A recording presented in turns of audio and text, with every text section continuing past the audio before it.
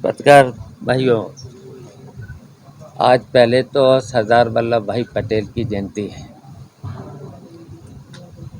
तो सरदार वल्लभ भाई पटेल के बारे में तो सब लोग जानते हैं।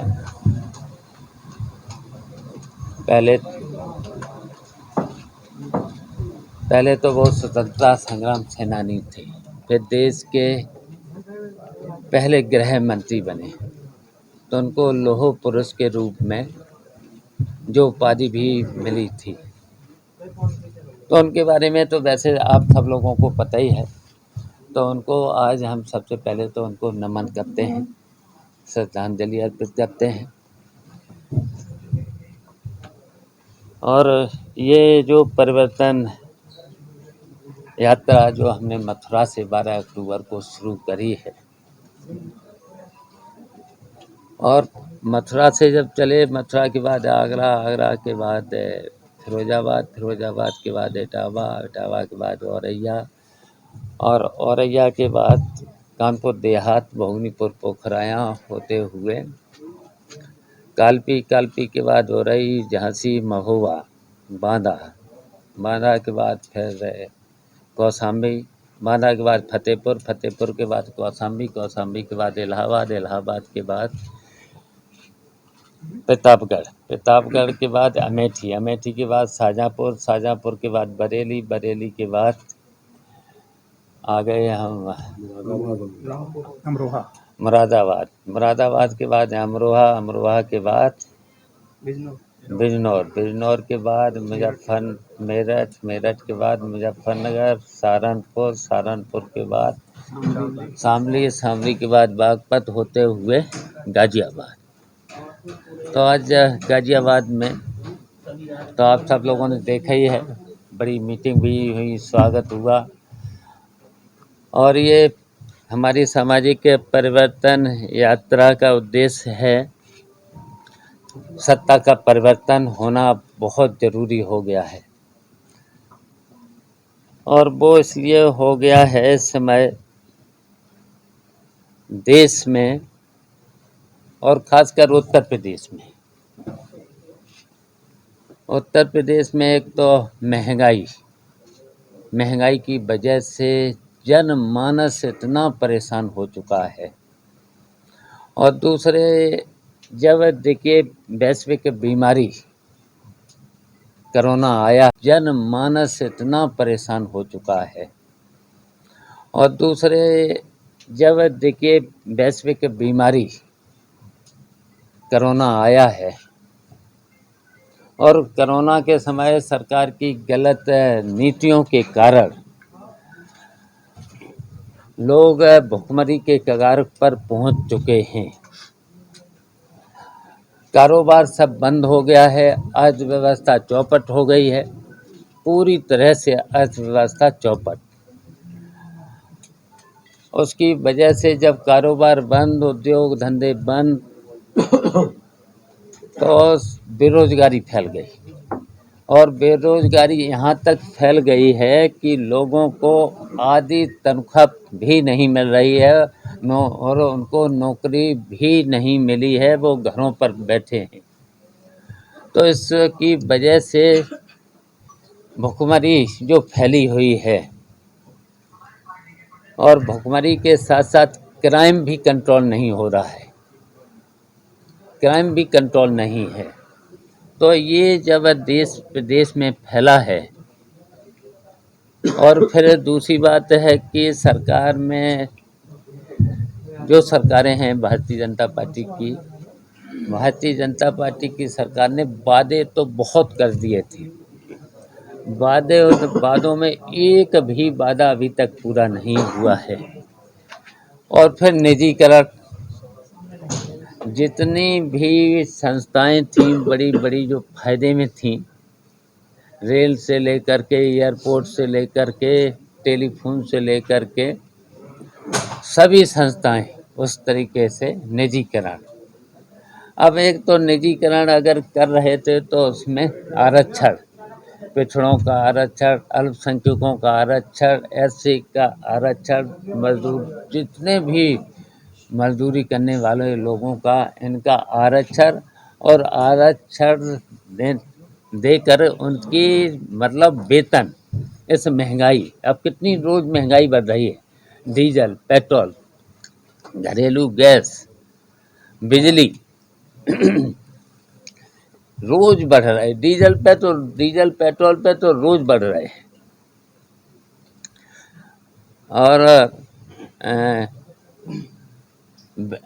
4 बार तो बिजली पे बढ़ चुके हैं, 1 साल में 4 बार।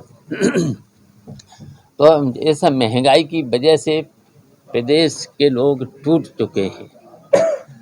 टूट है। एक तो पता कर लेना, आज यहाँ भी हो रहा होगा, यहाँ भी हो रहा है। एक तो खाद्य की बोरी में कटौती चोरी हो रही है। जो पहले तो 50 किलो मिलती थी बोरी, फिर 45, और 45 में भी अगर देख लेना उसमें से निकाल लेते हैं, चोरी हो रही है।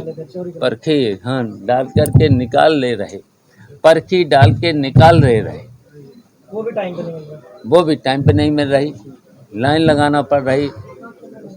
और लाइन 4 दिन तो मैंने देखा, 4 दिन काम छोड़े किसान पड़ा है। तो बताइए, सरकार ये पूरी तरह से फेल है, पूरी तरह से फेल है।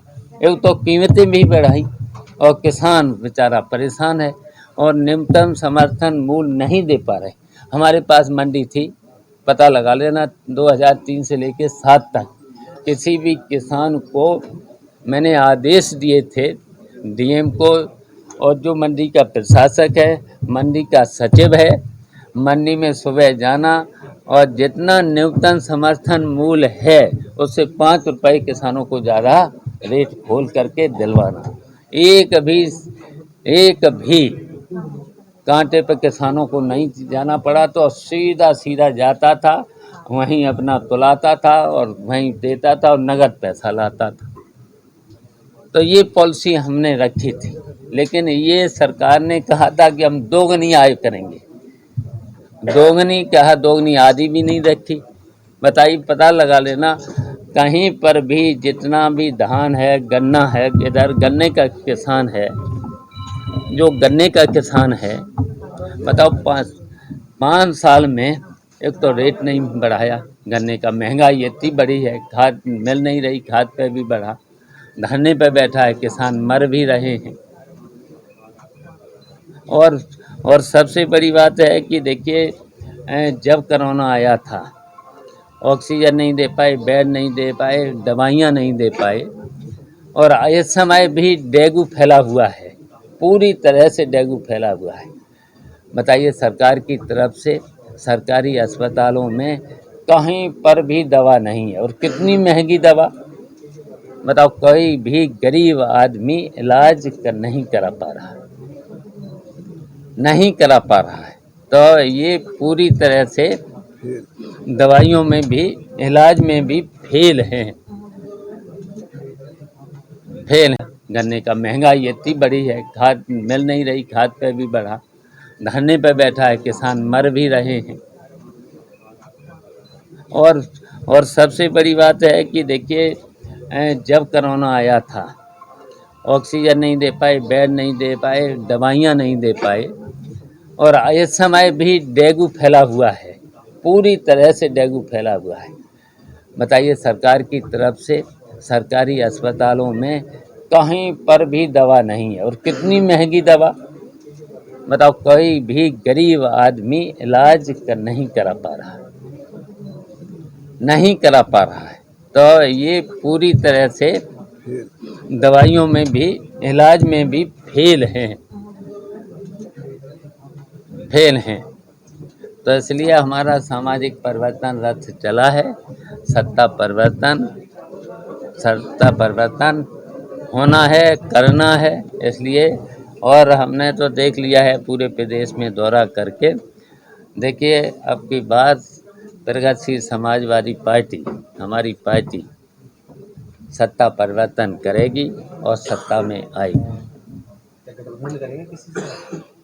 मैंने कहा, देखिए, समान विचारधारा वाली सेकुलर पार्टियों से हम अलायंस करेंगे, गठबंधन करेंगे। ये हम जब बातचीत हो जाएगी और ये हमारा निश्चित है कि एक बड़ी राष्ट्रीय पार्टी से, बड़ी पार्टी से हम अलायंस ज़रूर करेंगे। छोटी पार्टियों से करेंगे। अब मैं भाजपा के खिलाफ बोले और सत्ता परिवर्तन किससे बोले हैं? सत्ता परिवर्तन किसका चाहते हैं? हैं? तो करेंगे, एक राष्ट्रीय पार्टी से हम जरूर करेंगे।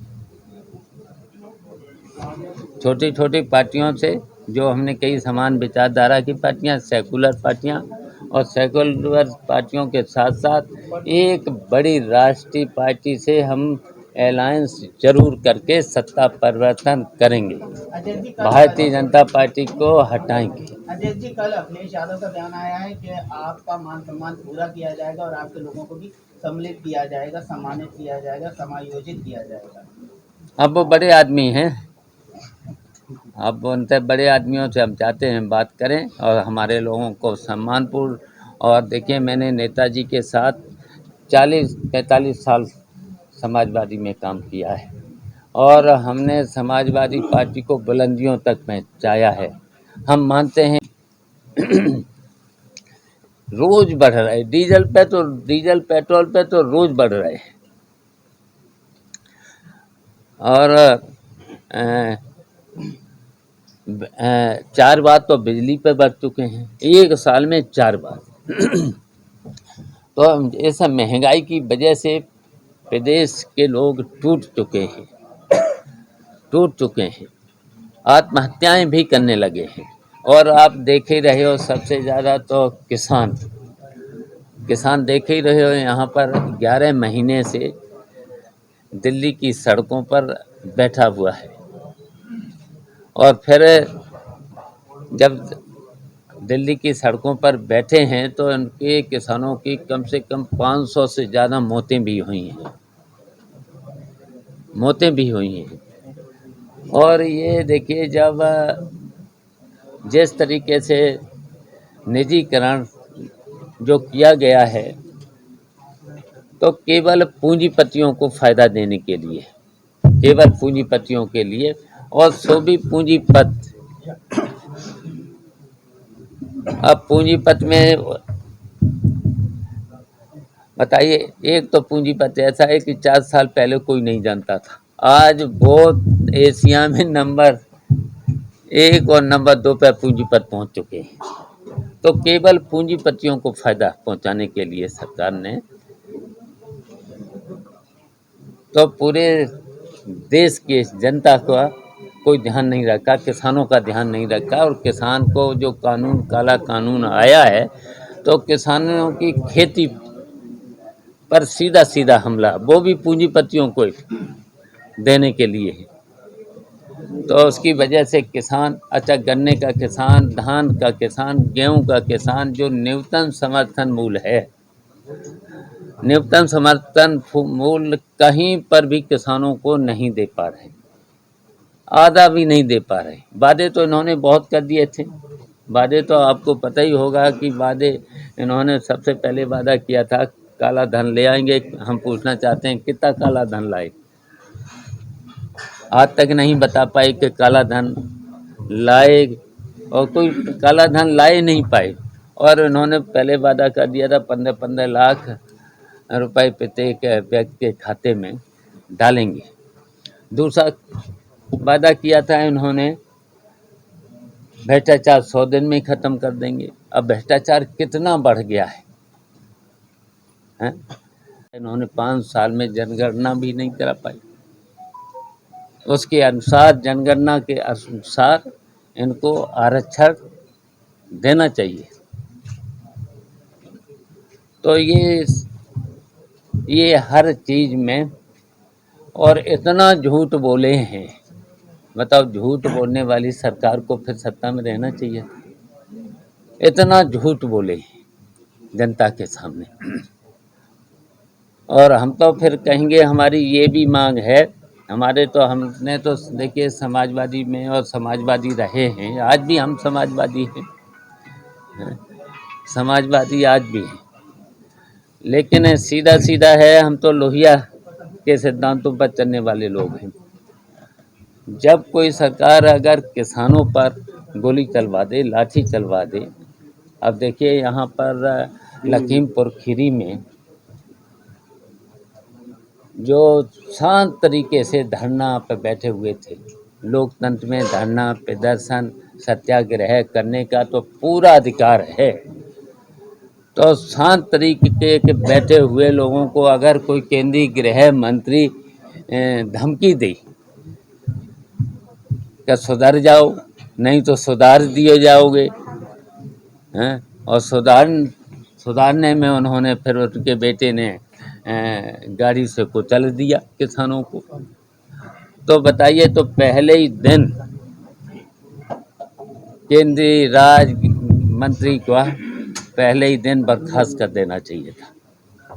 और उनके बेटे की कार से जो कुचले गए हैं, बेटे को तुरंत उन पर जेल भेज करके तुरंत उन पर केस चलाना चाहिए था। और जो किसानों पर गोली चलवा दे, छात्रों पर लाठी चलवा दे, गोली चलवा दे। अब देखिए वाटर कैनन सर्दियों में, दिसंबर और जनवरी के महीनों में वाटर कैनन द्वारा कितना पानी फेंका गया था, ठंडा पानी। तो ऐसी सरकार को फिर जब सत्ता में रहने का कोई अधिकार नहीं है। किसानों को खाद नहीं मिल पा रहा, अभी किसान ने ललितपुर में आत्महत्या की है। नहीं मिल रहा, लाइन लगाना पड़ रही है। हम भी कोऑपरेटिव मिनिस्टर रहे हैं, बताओ कभी भी किसान को लाइन नहीं लगाना पड़ी है। कोई कमी नहीं थी, कितनी भी ले जाओ, 5 बोरी, 10 बोरी, 15 बोरी, 20 बोरी, जितनी किसान को ज़रूरत है। एक तो पता कर लेना, आज यहाँ भी हो रहा होगा, यहाँ भी हो रहा है। एक तो खाद की बोरी